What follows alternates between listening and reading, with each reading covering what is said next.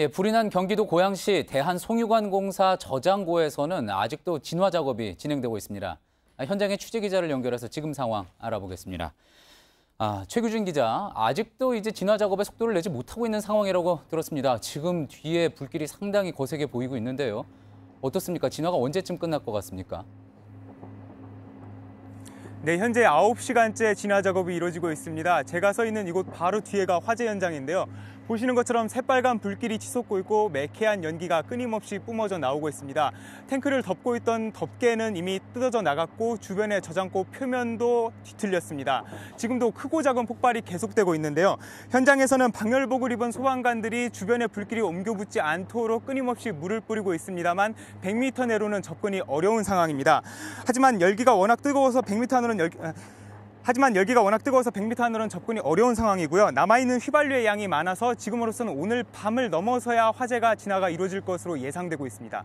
예, 불이 난 곳이 휘발유 저장고입니다. 과연 진화, 불을 끄는 게 가능할까 싶기도 한데 어떻습니까? 화재가 더 커질 가능성은 없습니까? 불이 난 곳은 440만 리터의 휘발유가 저장되어 있는 반지하 형태의 저장 탱크입니다. 주유소 140개를 모두 채울 수 있는 규모인데요. 하지만 소방 관계자는 물을 뿌려서 진화 작업을 할 경우 물과 기름이 만나서 더 큰 폭발이 일어날 수 있다고 경고하고 있습니다. 사실상 안에 남아있는 석유가 모두 불에 타야 진화가 가능하다는 얘기인데요. 그래서 진화 작업과 함께 자동 폐수 시설로 기름을 모두 빼내는 작업을 현재 진행을 하고 있습니다. 440만 리터의 휘발유 중에서 현재 200만 리터 정도의 휘발유가 남은 것으로 추정이 되고 있습니다. 일부 지자체에서는 유해가스가 발생하고 있는 만큼 주민들에게 외출을 자제해달라고 권하고 있습니다. 다만 석유공사 관계자는 탱크가 철판과 콘크리트로 이루어져 있기 때문에 불길이 다른 곳으로 옮겨붙을 가능성은 적다고 말하고 있습니다. 예, 지금 최규준 기자 뒤에서 계속 지금 불길이 치솟고 있는데요. 혹시라도 불길의 변화가 있으면 뉴스 말미에라도 다시 한번 연결을 해서 소식을 전해드리도록 하겠습니다. 자, 불이 난 곳을 저장소라고 했는데 정식 명칭은 저유소입니다. 어떤 공간입니까? 네, 저유소는 인천항 등으로 들어온 석유를 이제 전국의 수도권에 있는 주유소에 송유관을 통해서 배급해주는 시설입니다. 지난 1994년에 이곳에 처음으로 세워졌는데요. 안에서 이제 1994년에 설치된 주유소가 화재 사고가 일어난 적은 지금까지 14년 동안 한 번도 없었습니다. 자체적으로 소화 설비가 설치가 되어 있었지만 워낙 초기에 폭발이 커서 초기 진화에는 실패했던 것으로 추정이 되고 있습니다.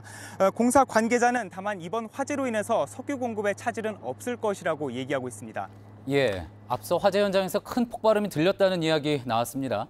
화재 원인이 지금 좀 밝혀졌습니까? 네, 정확한 원인을 단정할 수는 없는 상황입니다. 말씀하셨던 것처럼 쾅 하는 폭발음이 들렸다는 목격자들의 얘기를 종합하면 탱크 내부 안에서 폭발이 일어났을 것으로 추정은 하고 있습니다. 탱크 안에는 불에 잘 붙는 물질인 기름의 증기, 즉 유증기가 자주 쌓이게 되는데요. 이 유증기를 빼내는 파이프가 막혔을 가능성이 제기되고 있습니다. 또한 일각에서는 이곳 화재 현장 인근 2km 이내에서 고속도로 공사 현장이 있는데 이곳에서 발파 작업이 영향을 줬을 거란 추측도 나오고 있습니다.